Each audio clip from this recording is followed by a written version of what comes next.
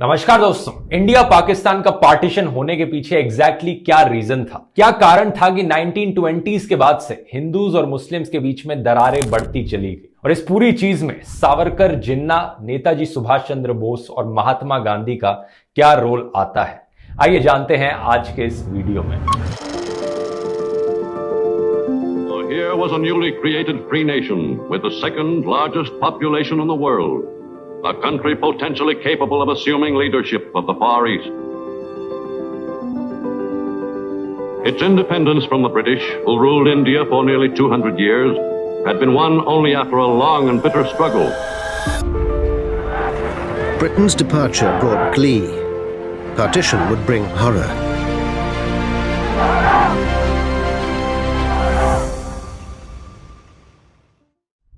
1800 से लेकर 1920s तक की कहानी मैंने आपको पिछले पार्टीशन वाले वीडियो में बताई थी। इस वीडियो में मैं 1920 से लेकर 47 तक फोकस करूंगा। पिछला वीडियो अगर आपने नहीं देखा है, लिंक मैं नीचे डिस्क्रिप्शन में डाल दूंगा। उसका कंक्लूजन बेसिकली ये निकला था कि 1920s तक हिंदू मुस्लिम्स के बीच में दंगे आम बात बन गई थी। उससे पहले रिलीजियस राइट्स इतने कॉमन नहीं थे और कुछ स्पेसिफिक सेक्शंस ऑफ मुस्लिम्स के अंदर एक इस्लामिक नेशनलिज्म की भावना जाग रही थी कि हम खतरे में हैं। और सिमिलर भावना कुछ स्पेसिफिक हिंदुओं के बीच में भी जागने लग रही थी कि हिंदू खतरे में है। आइए थोड़ी गहराई से देखते हैं इस हिंदू नेशनलिज्म की भावना को। विनायक दामोदर सावरकर हिंदू नेशनलिज्म के एक बड़े मेजर फिगर। हिंदुत्व शब्द को इन्होंने ही पॉपुलराइज किया था। अब सावरकर को लेकर लोगों का ओपिनियन बहुत ही ब्लैक एंड व्हाइट रहता है। या तो लोग इन्हें बहुत पसंद करते हैं या लोग इन्हें बहुत ही नापसंद करते हैं। लेकिन रियलिटी इस पर डिपेंड करती है दोस्तों कि आप इनके लाइफ के कौन से फेज को देख रहे हो। शुरुआत में जिन्ना की तरह सावरकर भी एक बड़े पेट्रियट थे। अपने भाई गणेश के साथ मिलकर इन्होंने अभिनव भारत सोसाइटी की फाउंडेशन करी थी। इन्होंने 1857 की रिवोल्ट पर एक किताब भी लिखी थी और इटालियन रेवोल्यूशनरी मजीनी के कई रेवोल्यूशनरी वर्क्स को भी ट्रांसलेट किया था। रशियन रेवोल्यूशनरी लेनिन से मिले थे और जिन्ना की ही तरह इन्होंने मॉरली मिंटो रिफॉर्म्स के अगेंस्ट भी प्रोटेस्ट किया था कि मुस्लिम्स को सेपरेट कम्युनल इलेक्टोरेट्स नहीं दिए जाने चाहिए। इनका प्रोटेस्ट काफी वायलेंट था। इन्होंने मदन लाल ढींगरा को उकसाया कि वो एक ब्रिटिश ऑफिसर को असैसिनेट करें और अनंत लक्ष्मण को पिस्तौल भी सप्लाई करी थी एक नासिक के कलेक्टर को असैसिनेट करने के लिए। लेकिन ये पकड़े गए। ब्रिटिश ने इन्हें वायलेंट क्राइम्स के लिए गिरफ्तार कर लिया और उस टाइम पर बाकी और रेवोल्यूशनरीज की तरह इन्हें भी काला पानी की सजा सुनाई गई। इनके 2 क्राइम्स थे तो इन्हें 2 लाइफ सेंटेंसेस दिए गए। अब कुछ ही महीने बिताए थे सावरकर ने जेल में कि सावरकर की हिम्मत टूट गई और इन्होंने अपना पहला मर्सी पिटीशन लिखा ब्रिटिश को। अगले 10 सालों में इन्होंने 6 मर्सी पिटीशंस लिखे और 2 मर्सी पिटीशंस इनकी फैमिली के द्वारा आए थे। अपनी पिटीशन में इन्होंने लिखा कि ये ब्रिटिश माता के बेटे हैं। ये प्रॉमिस करते हैं ब्रिटिश से कि ये जितने भी काम ब्रिटिश के अगेंस्ट करने लग रहे हैं ये उन सब कामों को बंद कर देंगे। इन मर्सी पिटीशंस की बदौलत सावरकर और उनके भाई को काला पानी से निकाल दिया गया और रत्नागिरी जेल में डाला गया 1921 में। यहां पर ये रहे 1924 तक, जिसके बाद उन्हें वहां से भी रिहा कर दिया गया। अब कुछ लोग कहते हैं कि इनकी मर्सी पिटीशंस एक्चुअली में एक तकनीक थी कि ये जेल से बाहर निकल पाएं और फिर ब्रिटिश के अगेंस्ट प्रोटेस्ट कर पाएं। लेकिन रियलिटी में इन्होंने ऐसा नहीं किया। जो इन्होंने वादा किया था ब्रिटिश को कि ये कभी भी ब्रिटिश के अगेंस्ट प्रोटेस्ट नहीं करेंगे, ये वादा उन्होंने निभाया। 1923 में इन्होंने एक किताब लिखी एसेंशियल्स ऑफ हिंदुत्व। अब सावरकर एक सेल्फ डिक्लेयर्ड एथिस्ट थे। इनके लिए हिंदुत्व एक पॉलिटिकल आइडियोलॉजी थी, रिलीजियस नहीं। ये एक फैन बॉय थे हिटलर के भी। तो नाजिज्म जहां एक तरफ प्योर जर्मन आर्यन ब्लड की बात करता था, सावरकर हिंदुत्व में प्योर हिंदू ब्लड की बात करते थे। इनके लिए हिंदूज की डेफिनेशन में हिंदू, सिख्स, जैन्स, बुद्धिस्ट सब हिंदू थे और मुस्लिम्स और क्रिश्चियंस को लीव आउट कर दिया गया था। एग्जैक्टली इनकी राय में हिंदुत्व क्या था, इसकी कभी और किसी वीडियो में बात करेंगे। अभी करूंगा तो बहुत ज्यादा डाइवर्ट हो जाएगा ओरिजिनल टॉपिक से। हम आगे बढ़ते हैं अभी के टॉपिक पर। इस वीडियो में यह चीज इसलिए रेलेवेंट है ताकि आप डिफरेंस समझ पाओ हिंदू नेशनलिज्म, मुस्लिम नेशनलिज्म और इंडियन नेशनलिज्म में। जहां एक तरफ सावरकर जैसी पर्सनैलिटीज थी जो हिंदुत्व आइडियोलॉजी में विश्वास रखती थी, उसके कॉन्ट्रास्ट में लोग थे बाल गंगाधर तिलक जैसे। अब तिलक भी एक हिंदू थे और सोशली कंजर्वेटिव आदमी थे। कई मायनों में सही में बहुत कंजर्वेटिव थे। जैसे कि ये लड़कियों के लिए जब स्कूल खोला जाता था उसे अपोज करते थे और ये अपोज कर रहे थे इस डिसीजन को कि लड़कियों की जो मैरिज के लिए एज है उसे 10 से बढ़ाकर 12 साल कर दी जाए। लेकिन कंजर्वेटिव होने के बावजूद तिलक उन लोगों में से थे जिनकी नेशनलिस्ट आइडियोलॉजी इंक्लूसिवनेस में विश्वास रखती थी, लोगों को साथ जोड़ने में विश्वास रखती थी, लोगों को धर्म के नाम पर बांटती नहीं थी। धर्म अलग हो सकता है, धर्म अलग हो जाने से कोई पराया नहीं हो जाता। या अहमदनगर में जो राजा थे वे इस देश में आकर बस गए। उन्होंने चाहा कि यहां के लोकल इंडस्ट्रीज आगे बढ़े। गोरी चमड़ी और काली चमड़ी से भी परायापन नहीं होता, भले ही कोई मुस्लिम हो या कोई इंग्लैंड से हो। अगर वह इस देश के लोगों के लिए भला करता है तो वह पराया नहीं है। शायद वह भगवान से प्रार्थना करने के लिए उसी पूजा स्थल पर ना जाता हो जहां मैं जाता हूं, शायद उसके और मेरे बीच में इंटर मैरिज और इंटर डाइनिंग ना होती हो। ये सब छोटी मोटी बातें हैं। अगर वह भारत के लिए खड़ा है तो वह पराया नहीं है। जानते हैं कि पराया कौन है? यह सरकार पराई है। This government is alien. बाल गंगाधर तिलक के one of the closest associates actually में थे मोहम्मद अली जिन्ना, जिन्होंने मदद करी थी तिलक की कई सेडिशन के केसेस फाइट करने में। जहां एक तरफ ब्रिटिश के अगेंस्ट इंडियन नेशनलिस्ट मूवमेंट का क्रेडिट काफी हद तक महात्मा गांधी को जाता है, लेकिन एक्चुअली में इंडियन नेशनलिस्ट मूवमेंट को गांधी से पहले तिलक ने ही स्टार्ट किया था। इसी रीजन से इन्हें फादर ऑफ इंडियन अनरेस्ट भी कहा जाता है। 1905 में इन्होंने स्वदेशी मूवमेंट लॉन्च करी थी और बंगाल के पार्टीशन के खिलाफ प्रोसेशंस भी निकाले थे। इसके बाद 1915 में आए थे महात्मा गांधी इंडिया वापस, जब महात्मा गांधी ने फ्रीडम स्ट्रगल की मूवमेंट को ज्वाइन किया। तब तक तिलक काफी एज के हो चुके थे, इसलिए गांधी जी बने इंडियन नेशनलिज्म के नए चेहरे। गांधी जी को बाद में ज्वाइन किया जवाहरलाल नेहरू, सरदार पटेल, मौलाना आजाद, सुभाष चंद्र बोस, सी राजगोपालाचारी, लाल बहादुर शास्त्री, जयप्रकाश नारायण और भगत सिंह ने। इन सब लोगों की आइडियोलॉजीज एक दूसरे से काफी अलग थी कई मायनों में, लेकिन एक चीज जो इनकी आइडियोलॉजी में काफी कॉमन थी वो ये थी कि ये धर्म के नाम पर लोगों को बांटने का काम नहीं करते थे, ये इंक्लूसिवनेस में विश्वास रखते थे। जैसे कि जब सुभाष चंद्र बोस कांग्रेस के प्रेसिडेंट बने तो इन्होंने कांग्रेस की मेंबरशिप पर एक कंडीशन रखी, कोई भी इंसान जो हिंदू महासभा का मेंबर है या फिर मुस्लिम लीग का मेंबर है वो कांग्रेस का मेंबर नहीं बन सकता। भगत सिंह ने भी अपनी नौजवान भारत सभा के मैनिफेस्टो में सिमिलर कंडीशन रखी कि कोई भी इंसान जो किसी भी कम्युनल ऑर्गेनाइजेशन से एफिलिएटेड है इनकी सभा की मेंबरशिप नहीं ले सकता।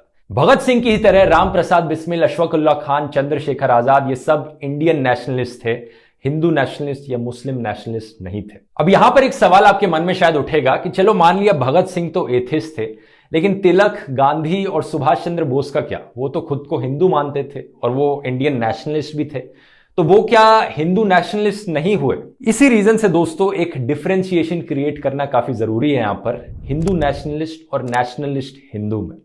हिंदू नेशनलिस्ट सावरकर जैसे लोग हैं जो हिंदू नेशन को सबसे ऊपर मानते हैं और बाकी धर्मों को एक्सक्लूड करते हैं। दूसरी तरफ हैं तिलक, गांधी और बोस जैसे लोग जो नेशनलिस्ट हिंदू हैं।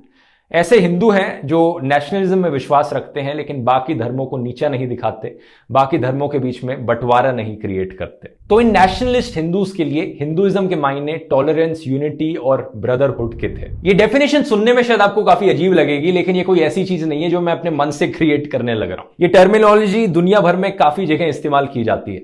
जब भी आप न्यूज़पेपर रिपोर्ट्स में सुनते हैं ज्यूइश नेशनलिस्ट के बारे में, तो ये अक्सर उन लोगों को एड्रेस किया जा रहा होता है जो लोग अपने धर्म को देश से ऊपर मानते हैं और जो लोग मानते हैं कि उनका देश एक धर्म से आइडेंटिफाई किया जाना चाहिए। सेम चीज है मुस्लिम नेशनलिस्ट के साथ भी, और आजादी से पहले मुस्लिम लीग के कई मेंबर्स मुस्लिम नेशनलिस्ट थे, जैसे कि रहमत अली 1930s में, सुहरावर्दी और 1930s के बाद जिन्ना भी एक मुस्लिम नेशनलिस्ट बन गए। दूसरी तरफ नेशनलिस्ट मुस्लिम्स भी थे, जैसे कि मौलाना आजाद और खान अब्दुल गफार खान, जिनका मानना था कि देश धर्म से ऊपर आता है और हमें अलग से एक अपने धर्म के लिए देश बनाने की जरूरत नहीं है। ऑल इंडिया आजाद मुस्लिम कॉन्फ्रेंस ये एक ऐसी ऑर्गेनाइजेशन थी जिसके अंदर कई नेशनलिस्ट मुस्लिम पार्टीज जुड़ी हुई थी।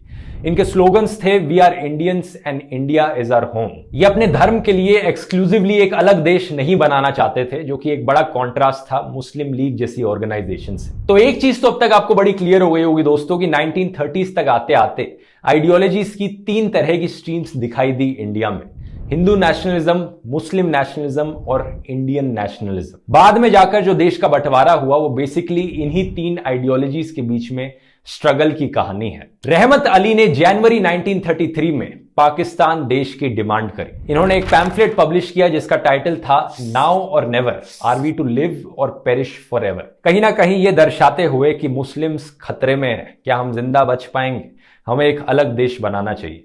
इन्होंने कहा कि 5 नॉर्दर्न यूनिट्स इंडिया की, पंजाब, अफगान, कश्मीर, सिंध और बलूचिस्तान, इन सब को एक मुस्लिम स्टेट में बना देना चाहिए जो कि इंडिपेंडेंट होगी इंडियन फेडरेशन से। दूसरी तरफ 1937 में हिंदू महासभा के अहमदाबाद के सेशन में 2 नेशन रेजोल्यूशन को अडॉप्ट किया गया। ये कोई नई चीज नहीं थी उस टाइम के लिए, क्योंकि सावरकर ने 1923 में एसेंशियल्स ऑफ हिंदुत्व में लिखा था कि इंडिया में एक्चुअली 2 एंटेगोनिस्ट नेशंस हैं जो साइड बाय साइड रहने लग रहे हैं। कुछ पॉलिटिशियंस को लगता है कि इंडिया एक हार्मोनियस नेशन है, एक देश है, लेकिन इंडिया के अंदर ही 2 अलग अलग देश मौजूद हैं, हिंदूज और Muslims.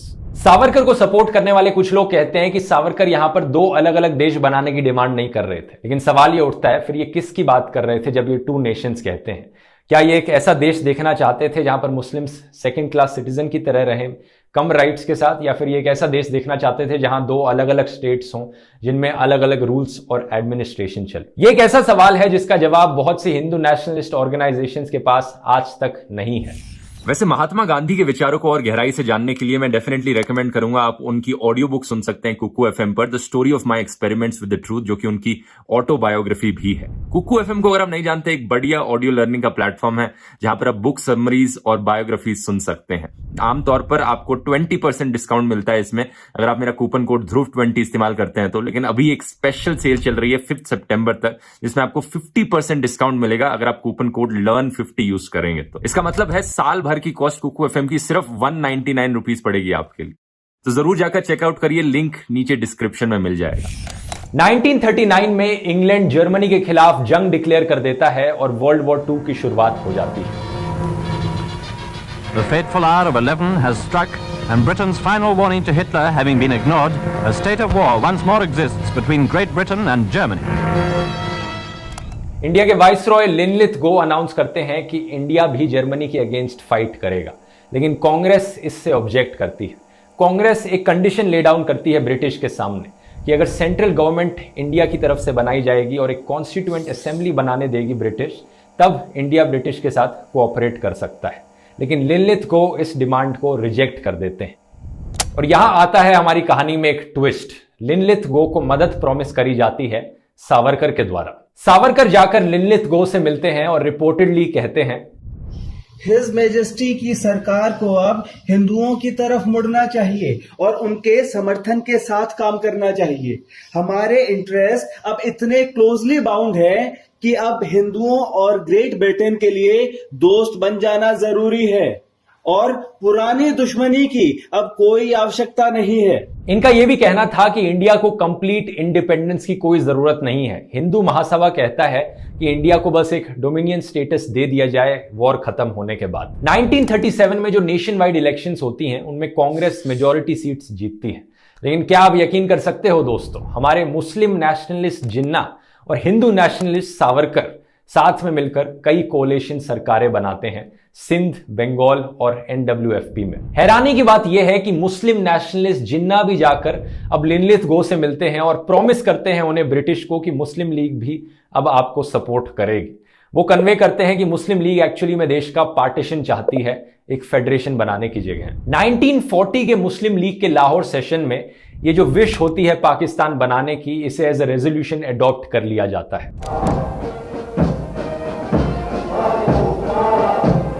The Lahore session passed a resolution demanding that areas in the northeast and northwest of India, where the Muslims were a majority, should become independent states. All India Azad Muslim conference इसके against protest करती है और पाकिस्तान मुर्दाबाद के नारे लगाए जाते हैं, लेकिन मुस्लिम लीग इस दिन को पाकिस्तान डे करके मनाती है। 1940 में ही सुभाष चंद्र बोस सावरकर और जिन्ना से मिलते हैं इस उम्मीद में कि वो शायद उन्हें कन्विंस कर पाएं ऑल पार्टी यूनिटी के लिए, दोनों धर्मों के बीच यूनिटी बनाए रखने के लिए, लेकिन दोनों ही डिनाई कर देते हैं कोऑपरेशन को। The leaders assembled in Bombay on the eve of the All India Congress Committee meeting, which had been summoned to endorse the Quit India resolution. It was a spontaneous mass upheaval. The temper of the people rose, and so did the temper of the alien government. अगस्त 1942 में Mahatma Gandhi quit India movement launch करते हैं, लेकिन सावरकर और जिन्ना अभी भी इसके against हैं।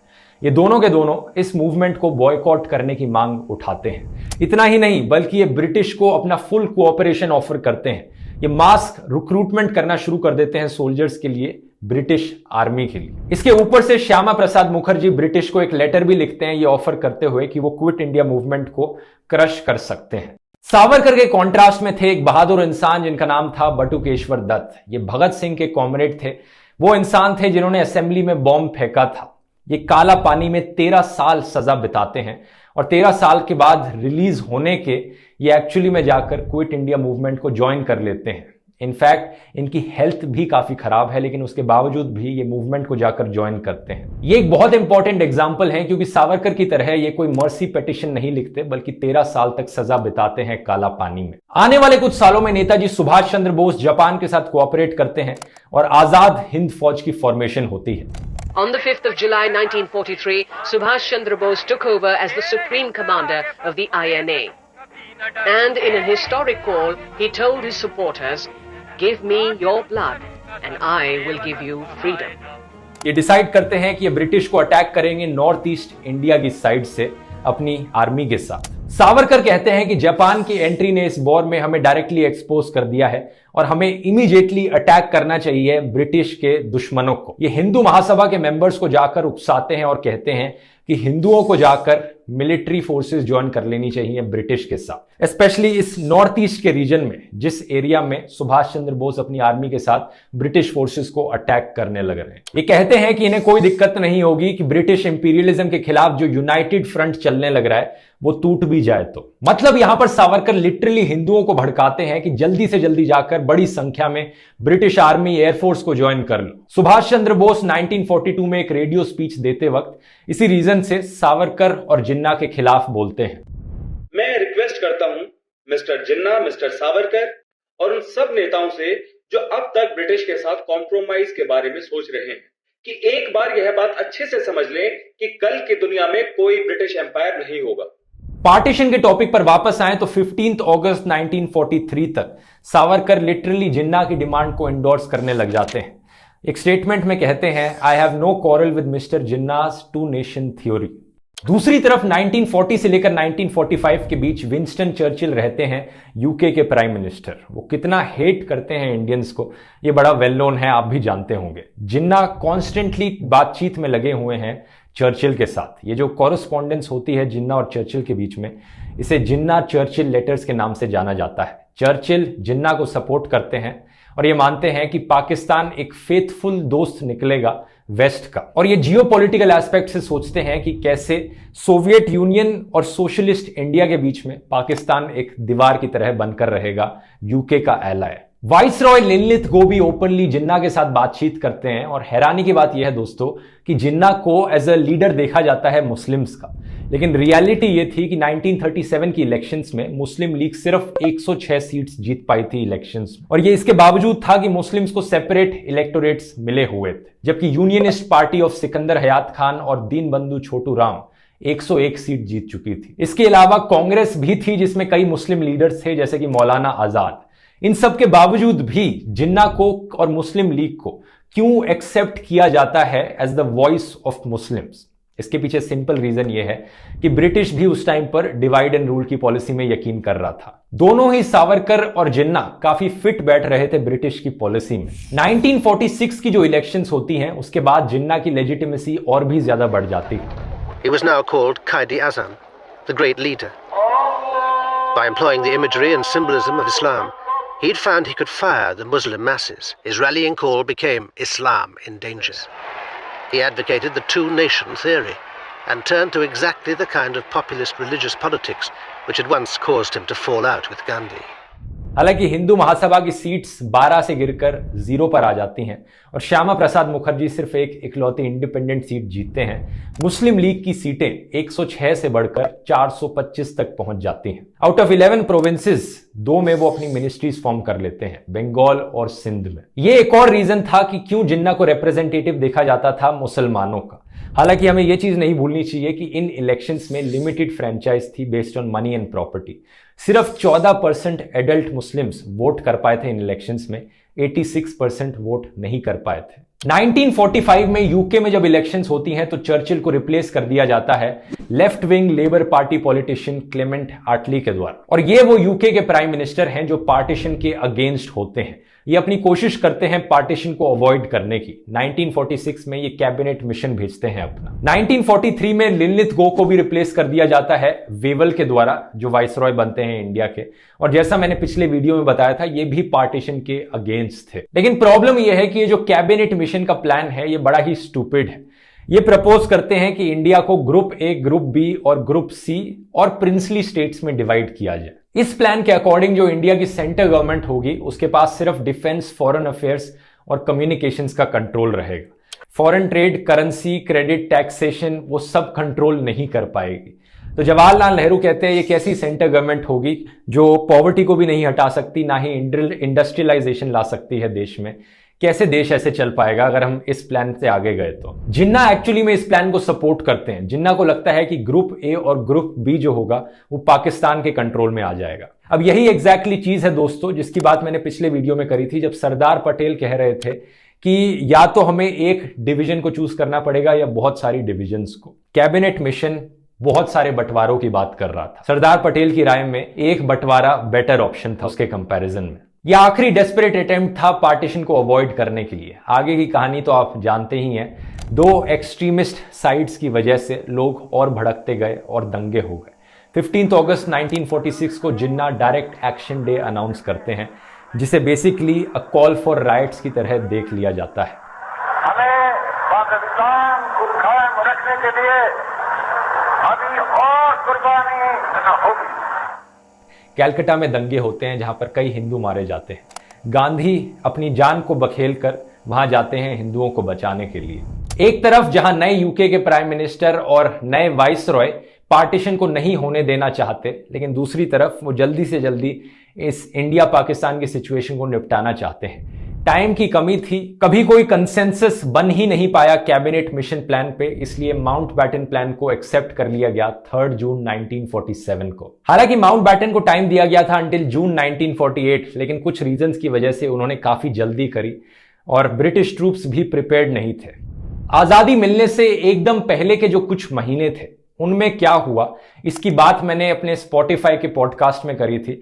इसका एपिसोड का लिंक मैं नीचे डिस्क्रिप्शन में डाल दूंगा। इस पे भी काफी डिटेल में बात हो सकती है, करी भी है मैंने इस एपिसोड में, तो जाकर आप उसे सुन सकते हैं अगर डिटेल में जानना चाहें तो। लेकिन ओवरऑल जैसा हम सब जानते हैं बहुत सी टेंशंस हुई, दंगे हुए, ब्लडशेड हुई और 14 अगस्त को पाकिस्तान बना दिया गया मुस्लिम्स के लिए एक स्टेट, जबकि दूसरी तरफ इंडिया को एक सेक्युलर देश रखा गया। On August 15th, 1947, the great symbol of the British Empire came down for the last time, to be replaced by the banner of the new Indian government. To secure independence, the Hindus had with great reluctance accepted partition.